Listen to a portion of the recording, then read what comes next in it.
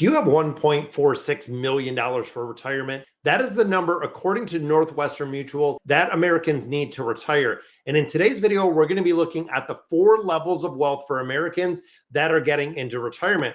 So as of 2022, the average retirement account was $609,000, which was kind of crazy, aging from Americans 65 to 74, according to the Federal Reserve. So in the same year, the median retirement account balance, which is a lot more realistic, was just south of $200,000, meaning that 1.4 million might be a pipe dream for a lot of people. Now, some of the ultra wealthy really skew the numbers. That's the reason why that national average is at 609. But when you start thinking of your own 401k and your retirement plan, what exactly does it look like? So looking at the first level, low level of retirement wealth. This, of course, is a majority of individuals that are reliant and falling back on a modest to no savings or relying entirely on Social Security.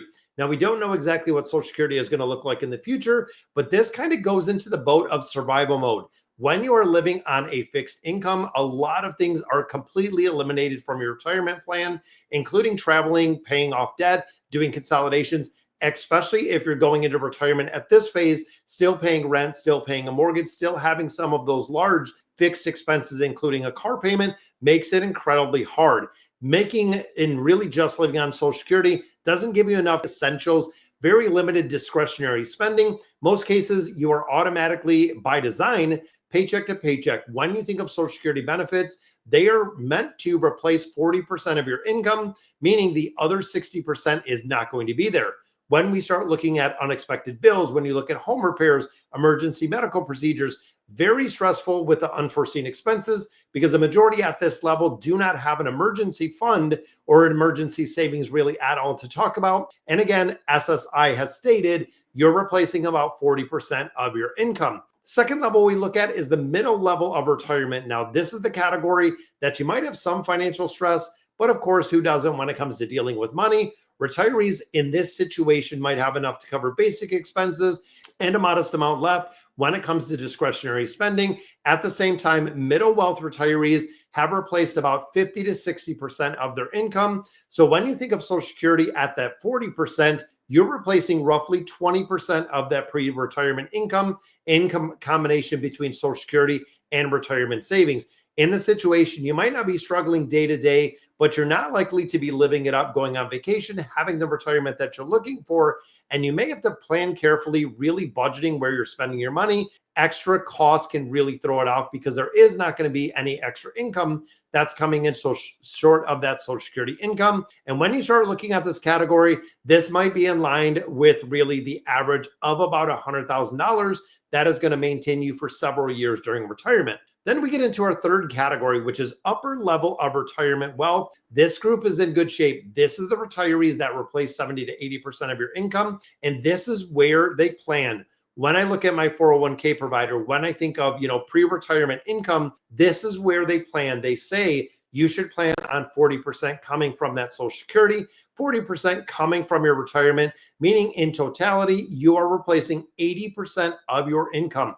So if you're an individual that's making $100,000 a year, 40K is going to come from Social Security, which I believe it's even a little less than that you do get a max full Social Security. But then you have that other 40K that's going to come every single year from your retirement income, your pension, whatever it may be. At this level, you might not have to cut back on expenses, but many workers save about 15 to 20% of the retirement when they begin. This is the reason and really the logic behind the 80%.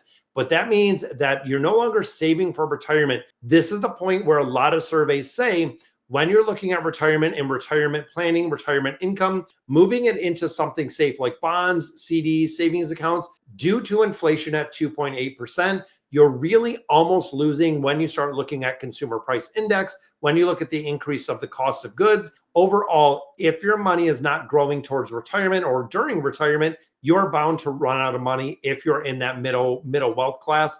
This also means you may not be paying $20,000 a year for a country club membership, traveling abroad, spending really the full retirement you want to. If you love to travel, chances are even at this level, you're going to have to make sure that you have money left over, that you're still budgeting. And again, when you get to retirement and you have minimal bills, it makes a really big difference. And the final one we look at is the elite level of retirement wealth. This is the top of the top. This really puts you in a fantastic position. Not only can you retain and really maintain that previous lifestyle, but you could even upgrade it. Now, these are the individuals that have an average of $609,000 in their retirement balance, meaning that you're generating enough money at this point, even if it's passive. Thinking of something like the HD, or thinking of, something that is paying dividend interest. If you have 600,000 in the HD, chances are you're supplementing a lot of your income itself, just looking at the dividends that you're getting paid. Now, once you reach a certain level of wealth, investment gains can really outpace the withdrawals.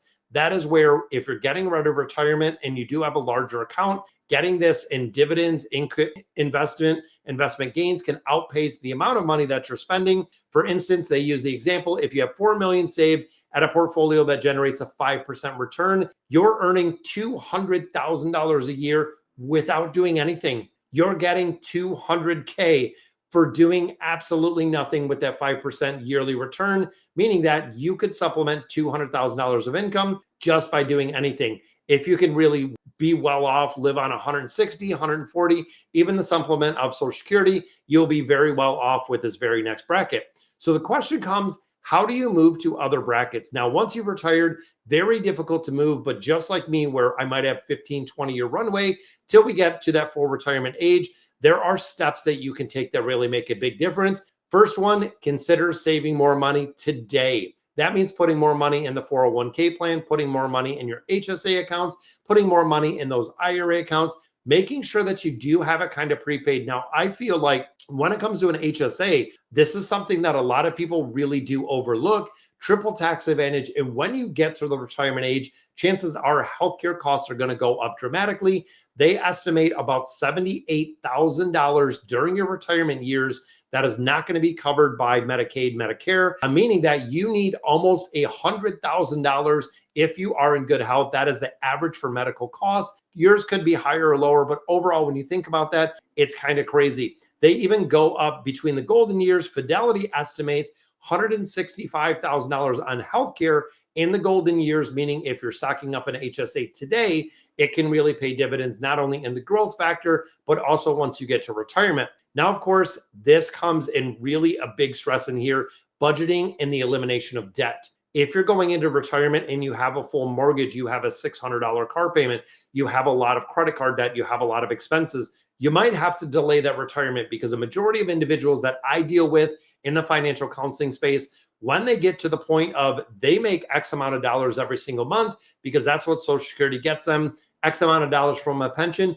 that's it. They can't work overtime. They can't have a second job, could have some prorated or really some lower benefits from Social Security if you are making over a certain amount of money, and delay dipping into Social Security. Only take Social Security when you get to the point. It says if you're past full retirement age, it grows about 8% every single year until age 70, which of course makes a really big difference. Now, also, when we think about taxes, when we think about IRAs and HSA funds, even looking at those 401k plan funds, you have to get to the point of taking required minimum distributions if you do not have it in the Roth variation. Now, for me personally, the Roth variation is a huge, huge way to pay the tax burden today, meaning that my future self is going to have a lot more funds, and I'm not going to have to pay taxes on those funds at all, because it is after-tax income that I'm putting into those Roth accounts. Both Roth 401k, Roth IRA are my absolute number one choice. Big difference, again, paying it today versus kicking the can down the road. Could be for some people, 20, 30, 40 years before and when those investment accounts hit that $4 million. The RMD you're taking out of there is going to be incredibly, incredibly high for the earned income as you're taking money that is out there. Even if you don't need the money, you're still required legally to take it, which is another thing that I absolutely do not like. So, all right, guys, so that is going to do it for today's video. The 4 levels of wealth with American retirees and how exactly do you compare? But let me know in the comments what you guys think. And as always, thank you guys for watching.